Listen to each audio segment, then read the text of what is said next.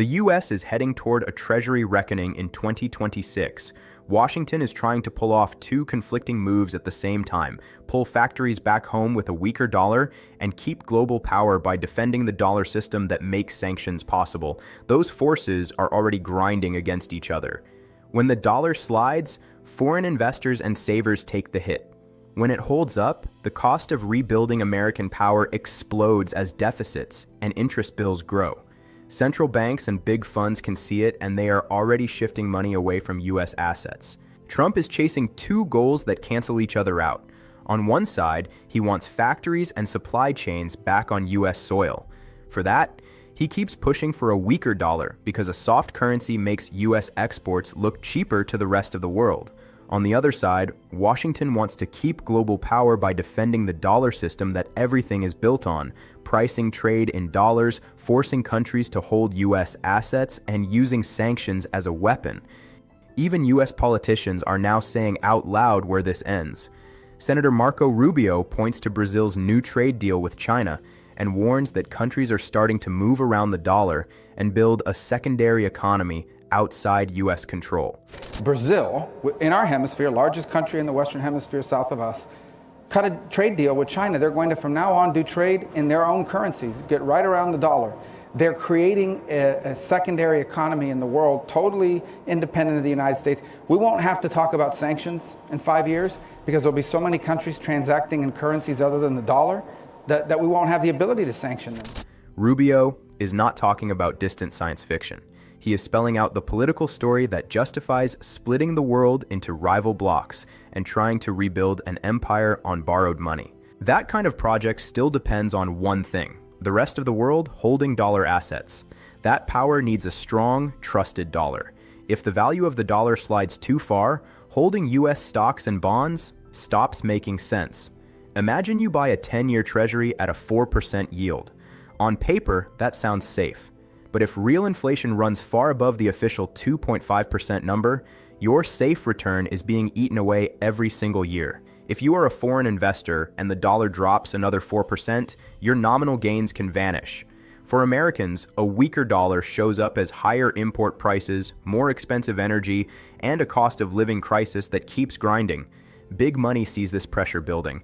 The dollar is already down about 1.3% this year after crashing roughly 9% in 2025.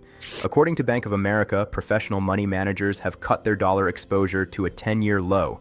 They are not waiting for a speech from the Fed, they are simply moving on. That vision becomes even clearer in Munich. Standing in front of European leaders, Rubio laid out a larger project for what the West should do next. And finally, we can no longer place the so-called global order above the vital interests of our people and our nations. We do not need to abandon the system of international cooperation we authored, and we don't need to dismantle the global institutions of the old order that together we built. But these must be reformed. These must be rebuilt. The key detail is not just the words, but the reaction. People in the room stood up and clapped. That tells you this is not a fringe speech. The idea of pushing the Western system into a harder, more aggressive shape has real support among policymakers and business elites. They are ready to harden the old order, not relax it. Once you see it that way, the map is simple. On one side, you have the US and the EU. On the other side, you have BRICS and the wider global South, building their own supply chains, shipping routes, currency swaps, and energy deals. This is a controlled split of the world into rival economic zones. That split has a concrete price. You cannot just give speeches and call it a day. You have to physically reroute production. Supply chains that used to run through China, Russia, or the Middle East need to be shifted inside a safe Western bloc. That includes energy, chips, EVs, batteries, rare earths, defense equipment, and more. The bill runs into hundreds of billions and can easily reach the trillions over the next decade. Europe cannot fund this alone. Budgets are tight, growth is weak, and governments are already under pressure from angry voters and high debt loads. When we say Europe is broke, it means there is very little political space for massive new programs. That leaves the US as the main payer for this new Cold War build-out. Global investors understand what this implies for US finances. In the first 40 days of the year, American equities pulled in only about $25 billion of fresh money. Over the same period, international markets attracted more than $100 billion away from the US. If you include flows into Chinese stocks and wider emerging markets, the gap becomes even more striking. Money is front-running the split, moving out of US assets before the full cost of this project hits the budget. So you have a political plan to divide the world into blocs, a weak fiscal partner in Europe, and a US that has to pay for the whole structure on credit. The next step is simple. Look at the bill and see how Washington plans to force the system to fund it. Washington's strategy only works if someone keeps buying the debt. By 2026, the US deficit is on track to hit around 1.9 T a year just to keep the government running. On current projections, annual borrowing then climbs toward about 3.1 T a year by 2036. That is not money for new highways and schools. More than 2/3 of future deficit spending is set to go just into interest payments on the existing national debt. Think about it like a giant credit card. You are only paying the minimum interest every month. You are not touching the principal. The total balance keeps growing, and every time you borrow more, your future interest bill goes up again. That is the direction the US is heading. By 2050, interest costs alone could easily reach 5 TRs a year, and if the curve turns exponential, 10 T a year is on the table. At that point, the state exists mainly to service its own debt machine. Now link that to Trump's empire project. If he wants to rebuild supply chains, fund defense, and subsidize industry, he cannot allow interest costs to run wild at the same time. The math corners him. Either he forces rates down, or interest payments themselves blow the deficit into even more insane territory. That is why this story naturally moves toward a new informal deal between the Fed and the Treasury, a kind of Treasury Accord 2.0. In this script, that deal runs through two people: incoming Fed Chair Kevin Warsh and Treasury boss Scott Bessent. Stan Druckenmiller has worked with both and says openly that the playbook is real. Warsh is not as hawkish as his image. When the pressure hits, he can cut the Fed funds rate to bring down borrowing costs on short-term Treasury bills. Bessent then shifts issuance heavily to the short end of the curve, selling massive amounts of T-bills instead of long bonds, so the market does not blow up instantly. Warsh can go even further by buying the same T-bills Bessent issues, turning quiet intervention into open QE. The line is simple. Bessent needs 1 T, Warsh prints 1 Ts. On the surface, this keeps yields under control and allows the empire rebuild to continue. Under the surface, it is deliberate debasement. More dollars are created against the same economic base. The value of the currency slides, purchasing power sinks, and savers absorb the hit so the state can keep spending. Once you see that, the key question becomes very practical. In a system built on constant devaluation, which assets hold up and which ones get quietly sacrificed so this machine can keep running? For years, people told themselves a simple story.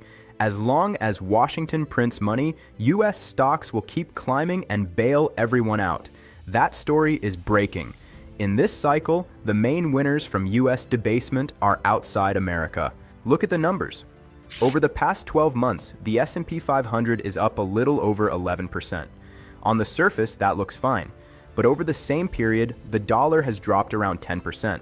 Global stocks are up nearly 30%, and Asian markets have jumped close to 40% in just over a year. That is almost 3 to 4 times the return of US equities. If you are a foreign investor who put money into the US market, your true gain is almost nothing. Most of that nominal gain disappears once you adjust for the weaker currency. You took equity risk and ended up barely ahead. The money printing cycle is real, but the main boost is landing in international and Asian assets, not in Wall Street indexes. Valuation makes the gap even clearer. The S&P 500 is trading at a price-to-earnings ratio near 23 times. The historical US average is around 17 times. That puts today's market almost 2 standard deviations above normal, hovering near dot-com era overvaluation. A serious dollar slide alone could drag that multiple back toward its long-term mean without any earnings collapse. Prices do not need a crisis to fall. A currency adjustment can do the job. At the same time, Trump's global tariff war is a direct hit on future earnings. US exports face new barriers for years unless those tariffs magically vanish. American companies are trying to grow into a headwind they created themselves. Meanwhile, countries like Korea and China are ramping up industry without blanket punitive tariffs on every country on the planet, so their earnings can expand across more markets. So you have a weak currency, stretched valuations, and trade policy that squeezes future growth. That is why global investors are rethinking where they park their capital. If US stocks are expensive and built on a debasing dollar, the search for safety and upside naturally shifts toward other regions and toward assets that sit outside the dollar system altogether. When investors move out of US stocks, they do not just sit in cash. The rotation is already reshaping the core of the system, treasuries and gold. For decades, central banks followed a clear pattern. When the dollar went up and squeezed their local currencies, they sold some US treasuries to defend their exchange rate. When the dollar went down, they bought those bonds back, trusting that global demand for the greenback would rebound in a stable, globalized system. That pattern broke in 2025. Central banks were net sellers of US bonds even as the dollar was weakening. They were not using treasuries as a shock absorber anymore. They were stepping away from US debt itself. That is a structural message about how they now see American credit. At the same time, they are loading up on metal. Central banks are replacing part of their dollar holdings with gold. Retail demand across BRICS is also flying to the moon. In January alone, India imported over $12 billion of gold and about $2 billion of silver. China is seeing the same wave of buying, only in even larger volumes. Every bar of gold and every coin of silver is money that does not flow into treasuries or US equities. It is a quiet vote against the dollar system. Legacy media hate this topic because rising demand for gold and silver exposes how fragile that system really is.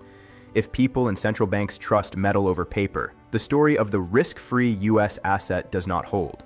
Marco Rubio has already given the ideological wrapper for this shift. Many came to believe that the West's age of dominance had come to an end, and that our future was destined to be a faint and feeble echo of our past.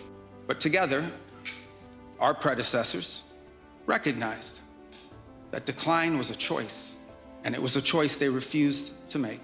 This is what we did together once before, and this is what President Trump and the United States want to do again now, together with you. He talks about the West's age of dominance, refusing decline, and doing what we did together once before with President Trump. That is empire building 101, and the dollar is the collateral damage. So the real question lands on you. If Washington chooses empire over currency, how far can this go before the bond market snaps? Is it game over for the dollar and US treasuries, or do we see one last squeeze higher before the break? Tell me what you think in the comments, and please hit the like and share the video to support the channel. See you in the next one.